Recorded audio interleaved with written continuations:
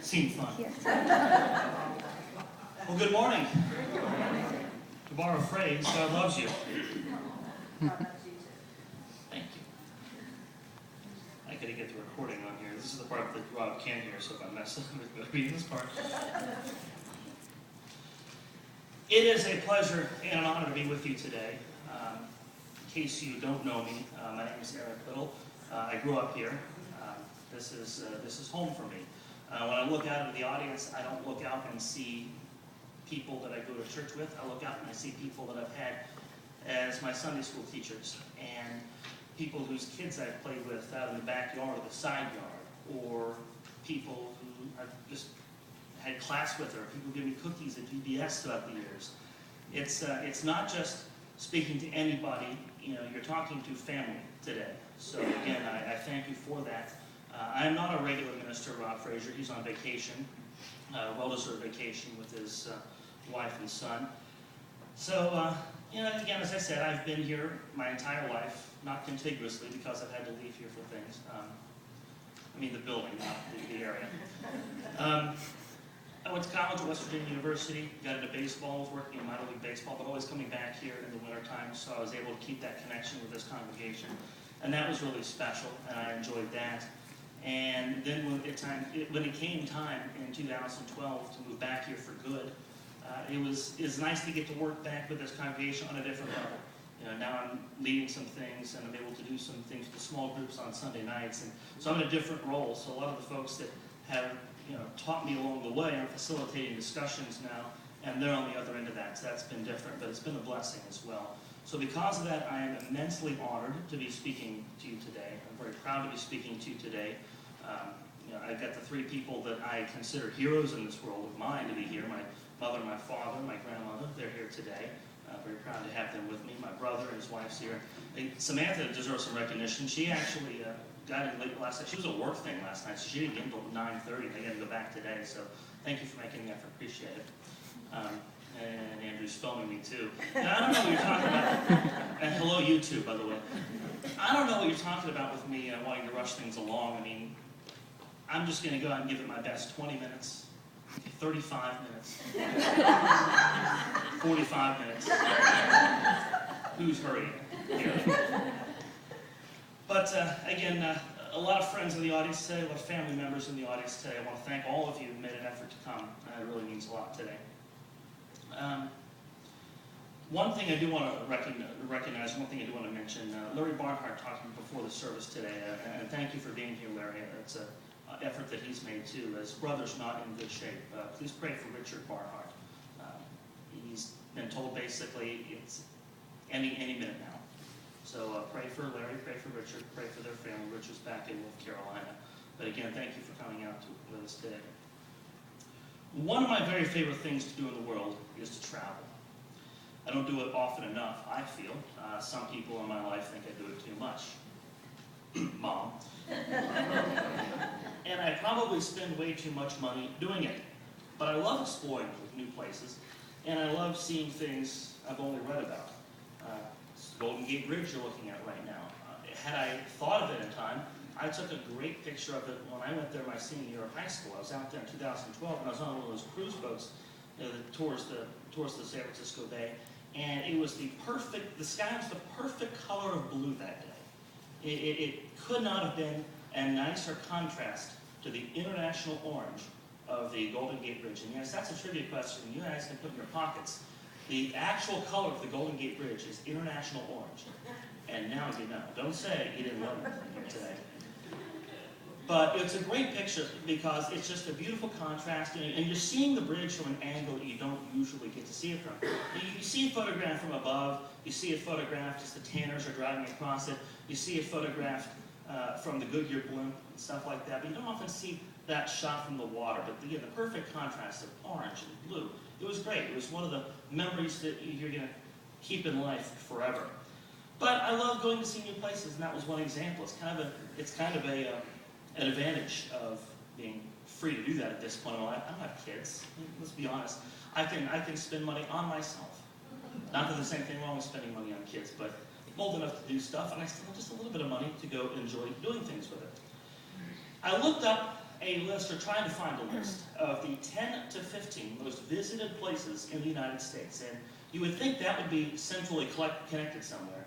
And if it is, I've yet to find it, because I've seen a lot of places, a lot of different lists that have the same 3 or 4, or maybe 5 or 6 top items, but it had some differences toward the bottom of the list. So by most accounts, these places are roughly the 10 to 15 most visited places in the United States. Times Square, the Las Vegas Strip, the Grand Canyon, Walt Disney World, Disneyland, the Statue of Liberty, the Golden Gate Bridge, as pictured, the Gateway Arch, the National Mall, and the D.C. monuments, or even Seattle's Space Needle. I've been blessed to see many of those, and a lot of you have been blessed to see some of those as well.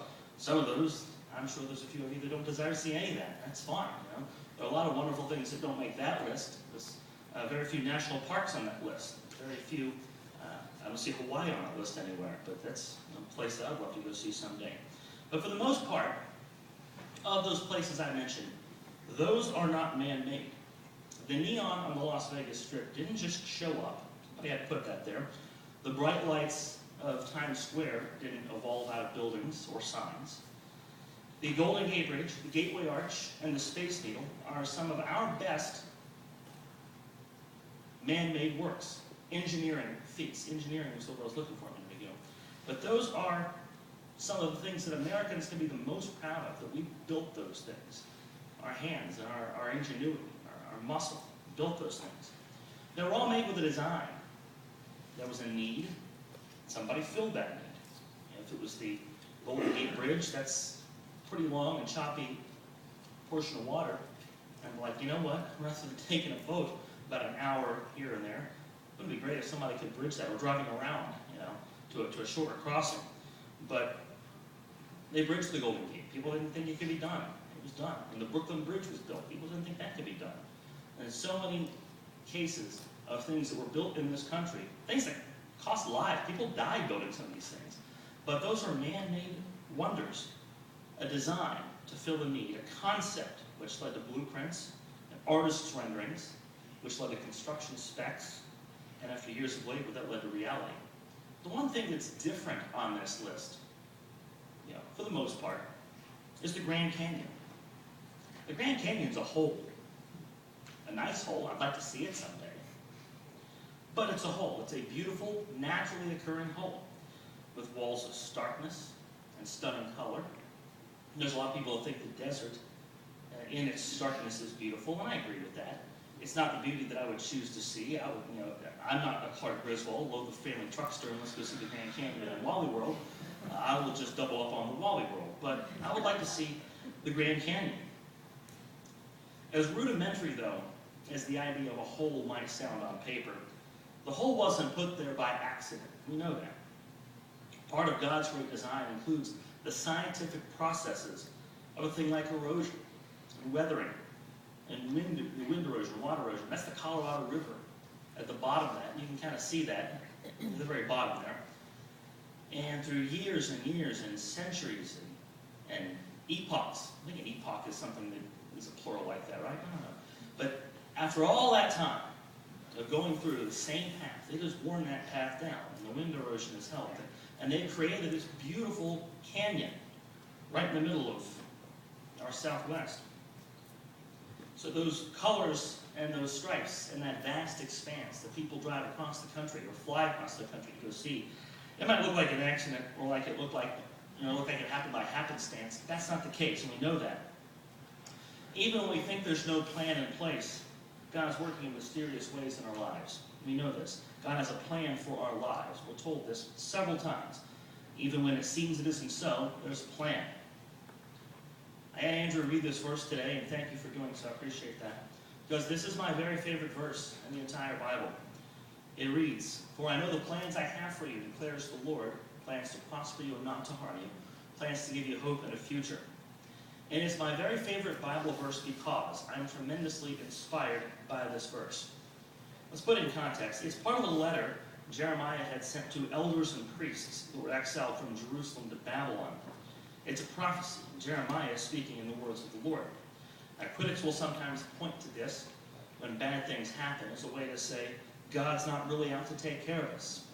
It says God's not going to harm you, but he let bad thing X happen. So what gives?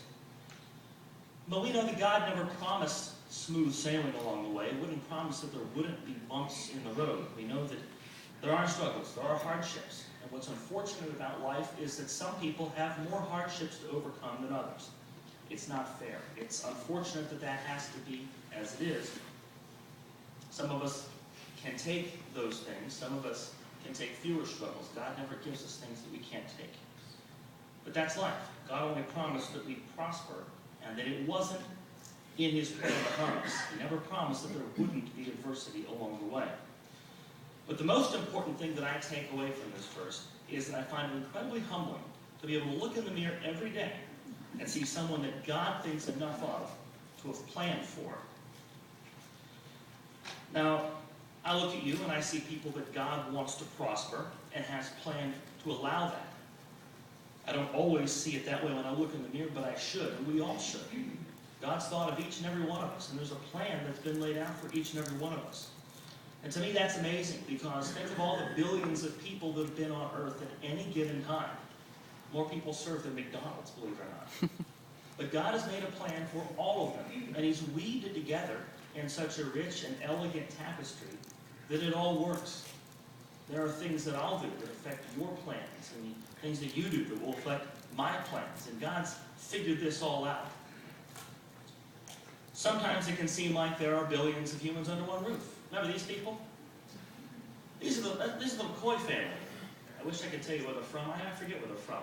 But they were all over the Today Show when I was growing up. If you remember, Bobby McCoy is the gentleman seen picture there on the far this way. Bobby McCoy is that way. That's Ann Curry in the middle. She's no relation. She just was on the Today Show for a long time.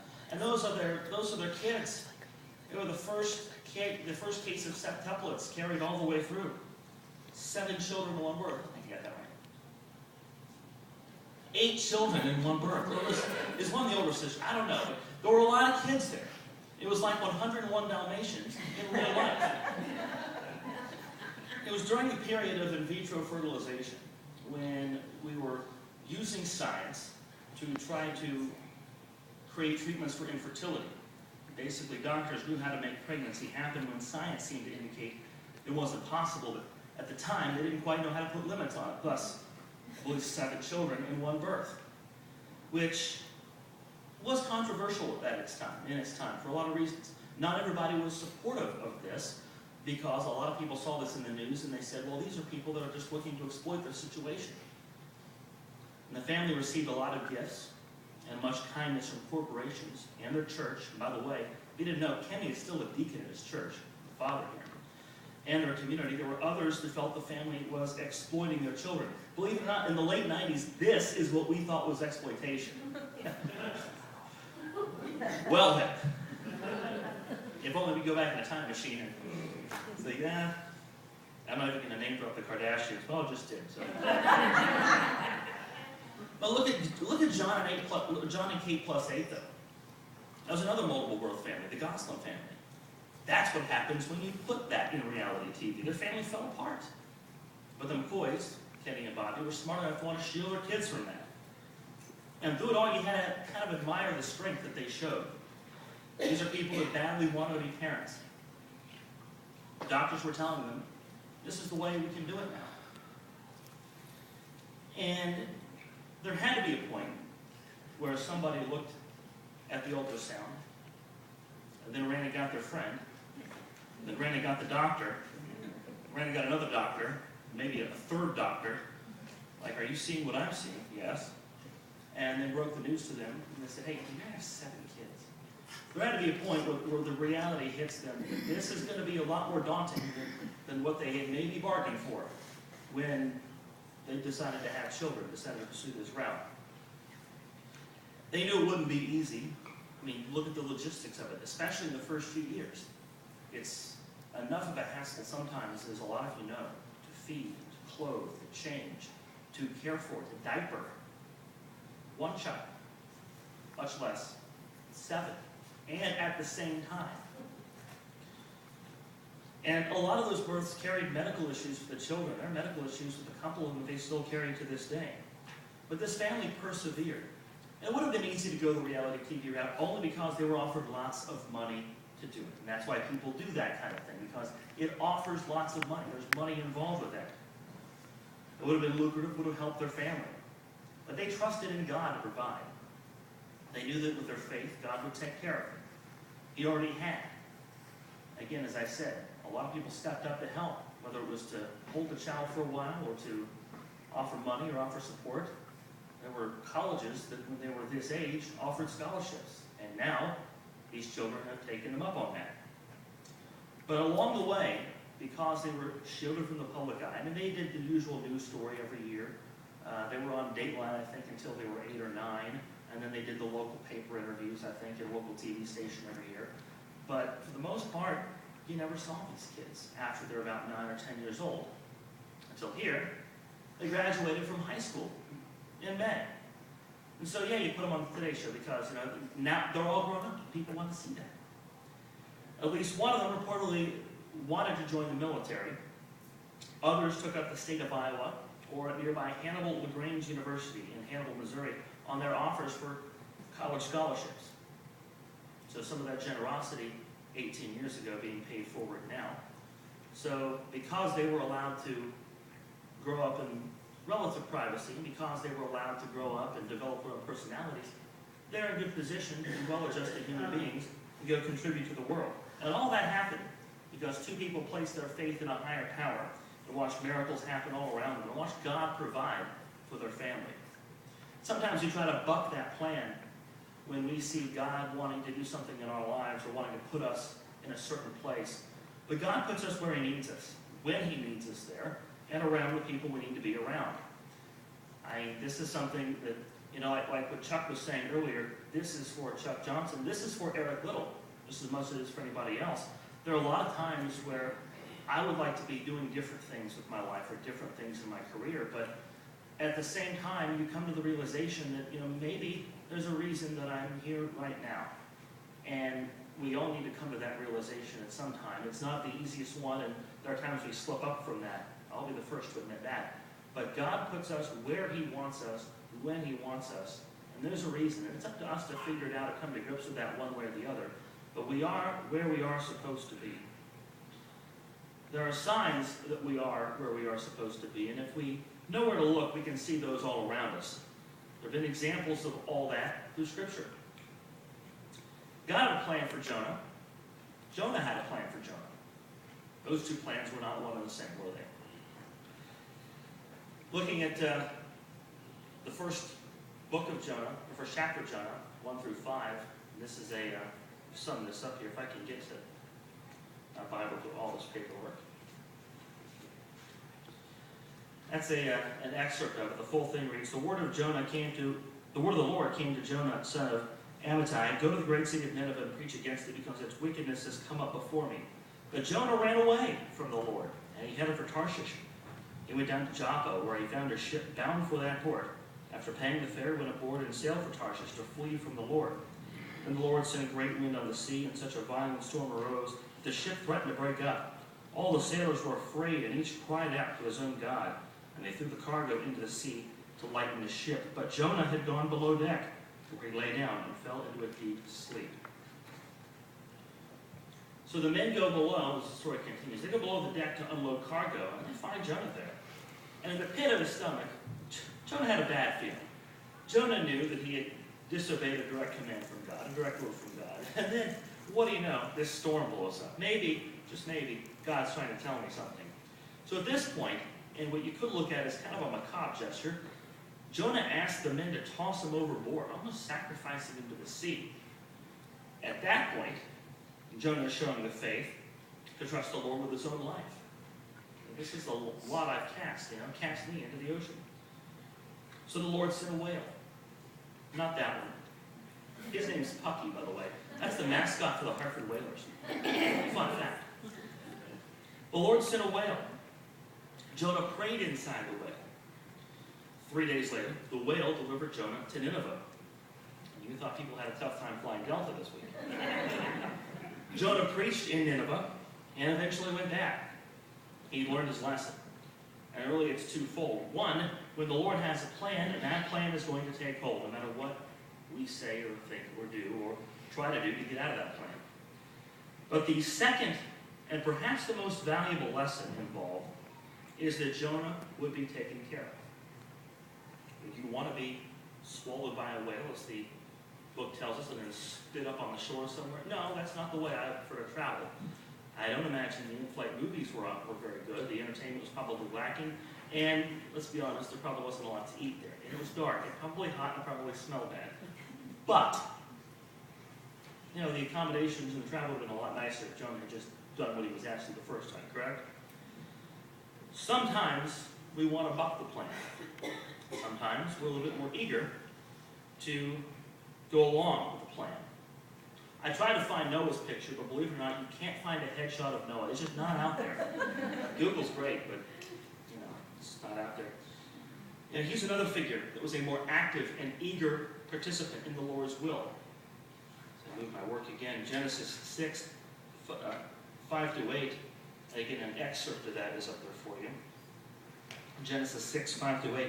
The Lord saw how great man's wickedness on the earth had become, and that every inclination of the thoughts of his heart was only evil all the time. The Lord was grieved that he had made man on the earth, and his heart was filled with pain. He's grieved that he made man. Remember an episode of Andy Griffith where Opie says something that's not really in line with what Andy would have wanted him to say, and Andy's response was, "To think I was proud the day you learned to talk." I'm sure many of you have had moments with those, with your children. I'm sure my mom and dad had moments with their children. They rue the day that I ever learned to speak and put sentences together. But this is God saying right here, you know, the Lord grieved that he had made man on the earth. He regretted even doing it in the first place. And this is Genesis 6, by the way.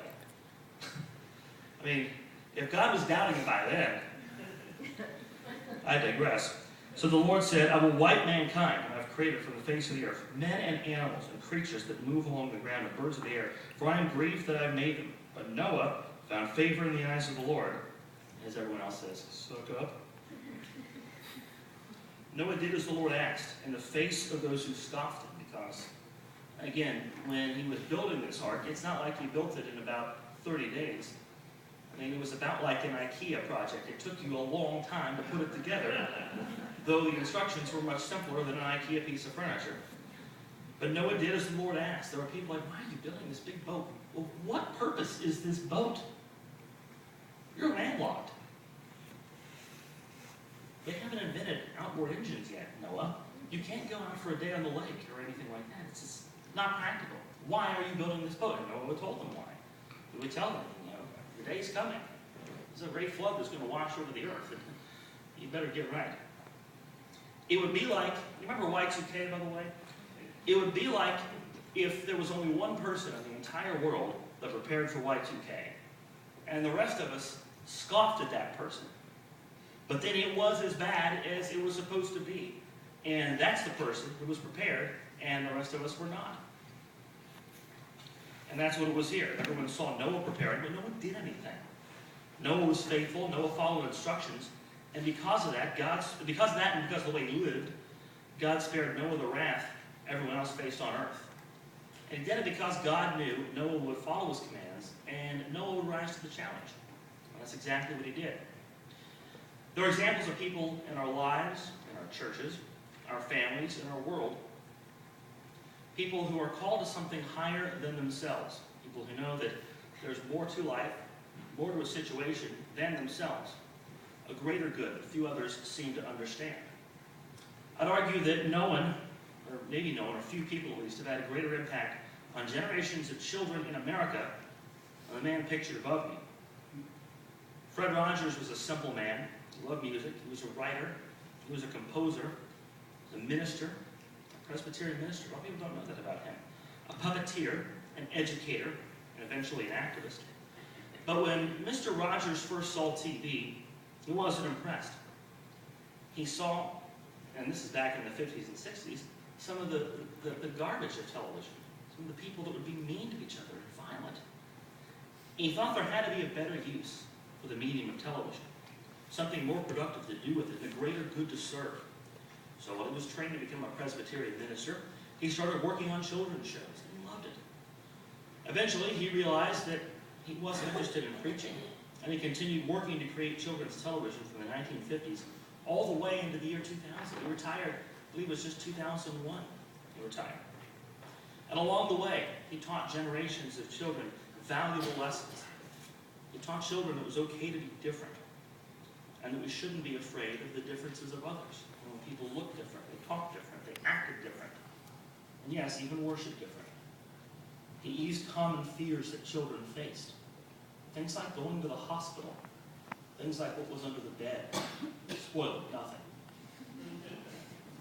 He talked to kids about war, and about what that was like, and what that entailed, and why we had to do it. But perhaps most importantly, he taught parents to love their children and to always take care of them.